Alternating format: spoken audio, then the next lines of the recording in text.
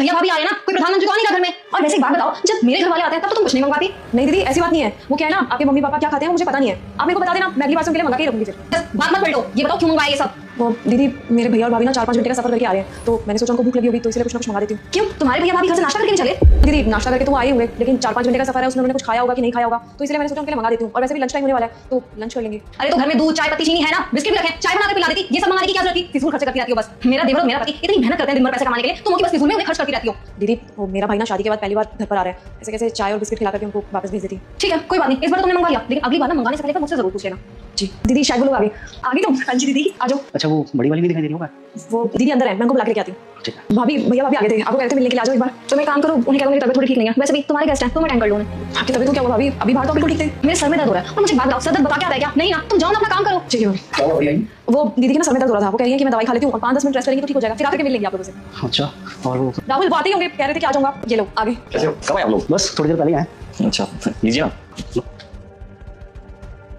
अंकिता भाभी कहीं दिखाई नहीं दे रही। हाँ वो क्या है ना, भाभी के सर में दर्द हो गया था तो उन्होंने कहा कि वो दवाई खाई है और थोड़ी देर रेस्ट कर लेंगी, जब थोड़ा ठीक लगेगा तो आकर के मिल लेंगी। अच्छा आप लोग खाइए, मैं उनसे मिलकर आता हूँ। अरे रुकिए, कहाँ जा रहे हैं आप? अभी वो आराम कर रही है ना, तो करने दीजिए, जब तक हम यहाँ पे बैठ के बातें कर लीजिए। हाँ मेरे छोटे भाई की शादी है, आप लोगों को सह परिवार जरूर आना है, लीजिए उसकी शादी का कार्ड। देखिए आप लोग बुरा मत मानिएगा, क्या है ना हमारे घर में सबसे बड़े हमारे भैया ही हैं और अभी भैया तो बाहर जा रहे हैं काम के सिलसिले में, अभी भाभी हैं, आप उन्हें कार्ड दे दीजिए ताकि हम लोग सह परिवार आ पाए। क्यों नहीं, इसमें बुरा मानने वाली क्या बात है? वैसे भी घर का डिसीजन तो बड़े ही लेते हैं ना। चलिए उनसे मिल भी लेता हूँ, ये कार्ड भी दीजिए। जी चलिए। नमस्ते भाई। नमस्ते। वो मेरे छोटे भाई की शादी है तो आप सभी को ना सह परिवार आना है। और भाभी अगर आपकी ज़्यादा तबीयत खराब हो तो मुझे बता देना, मैं आपको दवाई दिलवा लूँगा। चलते हैं हम लोग। ठीक है नमस्कार। चलिए चलिए ठीक है, इजाजत दीजिए आप लोग, और भी जगह इन्विटेशन देना। चलता हूँ। भैया अगर थोड़ी देर और रुक जाते ना तो हमें बहुत अच्छा लगता। मन तो था हमारा, कभी और देख लेंगे। ठीक है जी आना चलो। क्या लगे? भैया घर पहुंच जाओ तो मैसेज कर देना। हाँ चलो मैं फ्रेश होता हूँ। ठीक है। गए तुम्हारे भैया भाभी?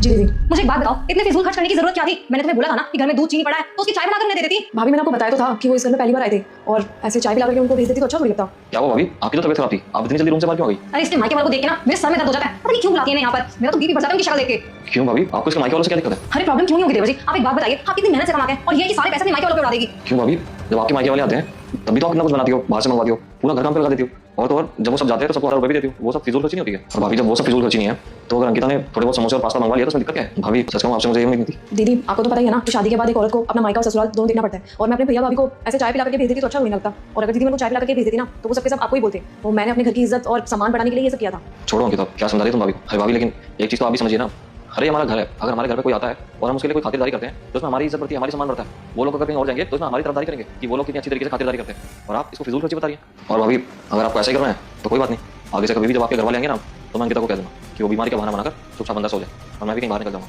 ताकि मुझे उनकी खातिरदारी ना करनी पड़े।